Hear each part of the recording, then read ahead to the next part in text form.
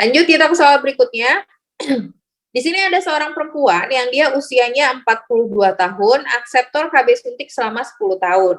Klien mengeluh belakangan ini merasakan panas di area wajah, perasaan tidak nyaman, jantung berdebar-debar. Hasil pemeriksaan tekanan darahnya 120/70. Nah, dan lain-lainnya normal, apakah asuhan yang tepat? Jadi kita mulai masuk ke KB nih. Untuk soal ini, kan ada dia usianya 42 tahun. Sudah pakai KB suntik selama 10 tahun. Panas di area wajah, perasaan tidak nyaman, dan jantung berdebar-debar. Menurut teman-teman, untuk usia ini, apakah yang akan teman-teman lakukan kalau ketemu kasus ini? Mau kita pertahankankah? Atau mau kita gantikah? Atau mau gimana? Karena ini kan dia udah masuk usia klimakterium ya.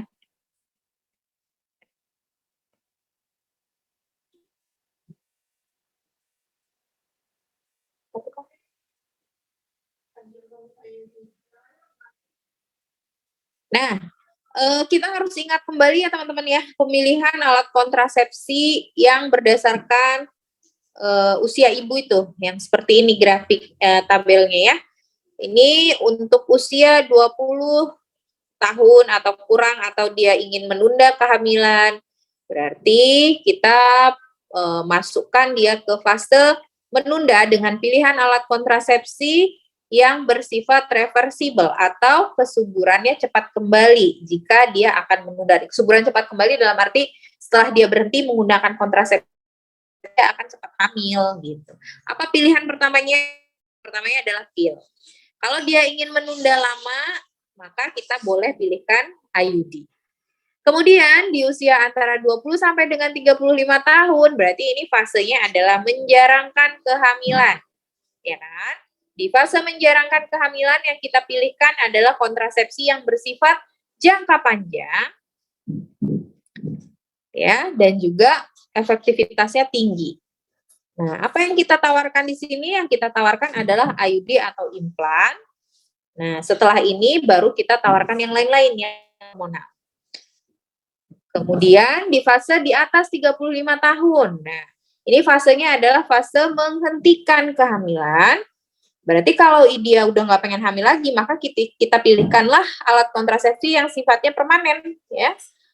Nah, pilihannya di sini adalah steril, entah itu dia MOW, MOP, atau IUD, atau implan. Oke, nah berdasarkan prinsip ini, berdasarkan usianya, maka dia masuknya di fase menghentikan. Karena itu, jangan lagi kita tawarkan hormon. Kita tawarkan yang jangka panjang. Maka yang bisa kita lakukan adalah yang C, anjurkan untuk ganti ke IUD. Tapi kan Kak, dia udah mau berhenti haidnya, kenapa nggak kita lanjutin aja KB suntiknya nanggung gitu ya. Nah, ingat teman-teman bahwa KB itu baru boleh dihentikan ya, jadi KB itu di stop jika dia sudah lebih dari 1 tahun tidak menstruasi. Atau ketika dia sudah memasuki usia menopause. Kalau sudah menopause baru boleh dihentikan. Sebelum dia berhenti haidnya selama 1 tahun, jangan dulu dihentikan. Berarti kan masih lama tuh waktunya. Makanya jangan kita pakaikan KB suntik ya, karena yang hormonal ini dia akan meningkatkan risiko kanker, dia akan meningkatkan risiko hipertensi, hiperkolesterol, penyakit-penyakit metabolik dan sebagainya. Makanya kita tawarkannya yang non hormonal jika usianya sudah di atas 35 tahun gitu ya.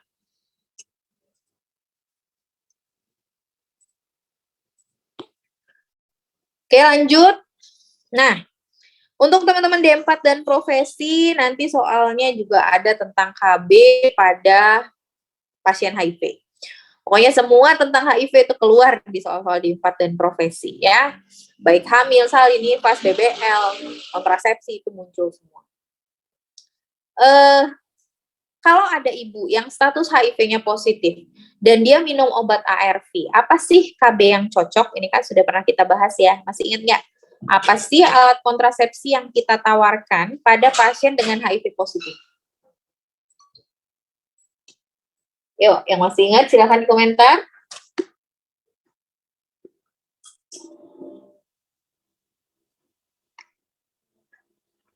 Lupakah? Jangan lupa dong. Yang kita tawarkan adalah, bukan IUD nggak boleh. Pinter. Pada pasien dengan HIV positif, ada tiga alat kontrasepsi yang bisa kita tawarkan. Yang pertama adalah steril, jika dia usianya lebih dari 35 tahun. Jika tidak steril, maka boleh kita tawarkan suntik progestin.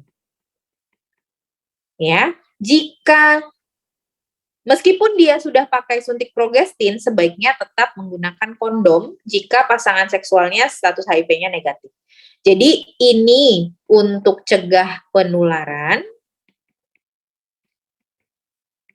yang ini untuk cegah kehamilan. Ya, Kak, kenapa enggak pil? Pil atau suntik kombinasi, termasuk juga pil progestin,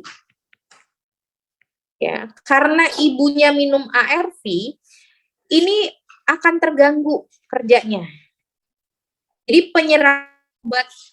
penyerapan hormon di pil suntik kombinasi atau pil progestin itu akan terganggu karena ARV-nya. Jadi si obat ARV ini akan mengganggu efektivitas dari kerja alat KB-nya. Makanya jangan kita kasih ini. Kemudian, kenapa nggak IUD? IUD, ingat bahwa IUD itu tidak boleh pada orang yang punya risiko IMS-nya tinggi. Nah, kalau dia HIV sendiri itu kan IMS. Ditambah dengan kekebalan tubuhnya rendah kan orang HIV itu. Berarti banyak penyakit yang bisa masuk ke dia. Salah satunya keputihan, herpes, gonore, sifilis, dan sebagainya. Nah, karena dia ada risiko IMS yang tinggi, maka jangan dipakaikan IUD. Ya, jadi kalau nanti dia HIV positif, pilihannya adalah steril jika usianya sudah di atas 35 tahun atau suntik progestin. Itu aja. Ya. Kalau dia pasangannya negatif, maka kita tawarkan juga penggunaan kondom. Itu kuncinya.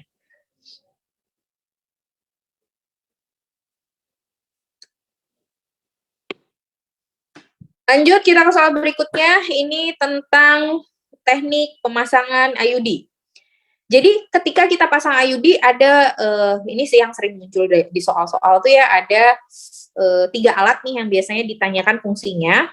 Ini adalah tenakulum, kemudian ini adalah klem ovum, kemudian yang putih ini namanya adalah plunger, atau bahasa kitanya adalah pendorong. Kemudian yang ini adalah inserter. Jadi tabung yang besar yang pembawa IUD itu namanya inserter, pendorong yang putih ini namanya plunger. Nah, klem ovum ini kita gunakan untuk membersihkan serviks, tenakulum itu kita gunakan untuk menjepit serviks, kemudian ada satu lagi saya lupa nih, sonde. Nah, sonde ini kita gunakan untuk apa? Mengukur kedalaman uterus. Ya, jadi kita hafalkan sama-sama yuk. Tenakulum untuk menjepit serviks, klem ovum untuk membersihkan serviks, sonde untuk mengukur kedalaman uterus, plunger untuk mendorong apa tuh namanya?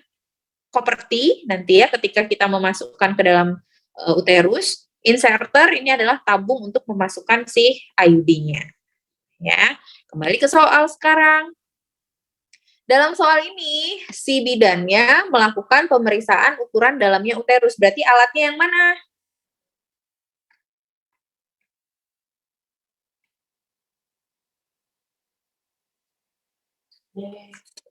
Alatnya adalah yang D, yaitu sonde uterus. Oke. Yang mana nomor 22? Oke, yuk silahkan di screenshot.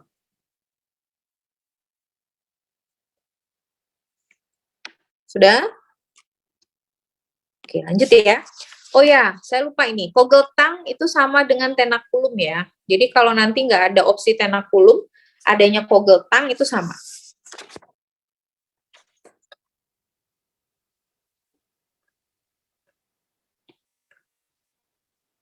Lanjut kita ke soal berikutnya. Di sini ada seorang ibu yang datang bahwa dia sudah dipasang implan 1 minggu yang lalu, tapi kemudian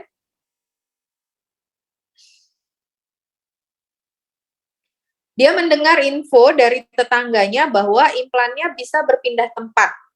Ya, dikatakan bahwa implannya bisa berpindah tempat sehingga menyebabkan gangguan pada tubuhnya. Atau mungkin teman-teman pernah juga dengar kalau IUD itu bisa pindah tempat sampai ke paru-paru atau ke jantung, ya, pernah pasti dengar. Nah, ini kan berarti ada mitos yang salah di masyarakat nih. Nah, kalau kita ketemu yang kayak gini, bagaimana sih komunikasi kita kepada klien? Kalau jawaban teman-teman yang mana? Domba, betul sekali. Jadi caranya ketika ada klien datang, Bu Bidan nanti kata tetangga saya begini, kata tetangga saya begitu gitu ya.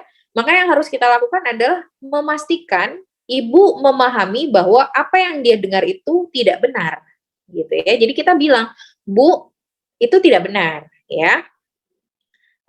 Harusnya implan itu akan tetap pada posisinya dan sekarang coba saya periksa apakah punya ibu tetap pada posisinya atau tidak. Nah, karena itu jawaban yang paling tepat itu adalah yang D. Jadi untuk menghilangkan keraguan-raguan dia, kita periksa punya dia masih ada di posisinya atau tidak. Ini namanya proses ini ya, yang ketika kita menghadapi ketakutan klien akan mitos yang ada di masyarakat, itu namanya adalah konseling pengayoman.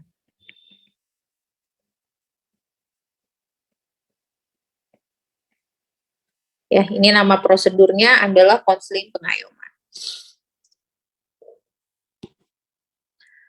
Lanjut, kita ke soal berikutnya. Di sini ada perempuan usia 28 tahun yang datang untuk mendapatkan pelayanan pemasangan IUD CUT 380A. Bidan akan memotong benang agar mudah melakukan pengecekan IUD. Berapakah ukuran sisa benang yang dipotong? Jadi kalau kita mau udah selesai nih pasang IUD-nya, kan kita harus potong benangnya. Meskipun pada pelaksanaannya ya teman-teman ya, mungkin ada yang dipotong sepenuhnya, ada yang dilipat ke dalam gitu ya. Secara teori itu kurang tepat sebenarnya, karena kalau kita menjawab soal-soal P3K, soal SKB itu kita jangan menjawab sesuai dengan apa yang biasa kita lakukan ya, kita menjawabnya sesuai dengan teori. Nah, di teori kalau kita motong benang itu harusnya kita menyisakan benangnya itu sekitar 3 sampai dengan 4 cm. Ya, jadi harusnya kita sisakan 3 sampai 4 cm untuk memudahkan ibu memeriksa benangnya setelah menstruasi. Jadi, jawaban yang tepat itu menjadi yang A.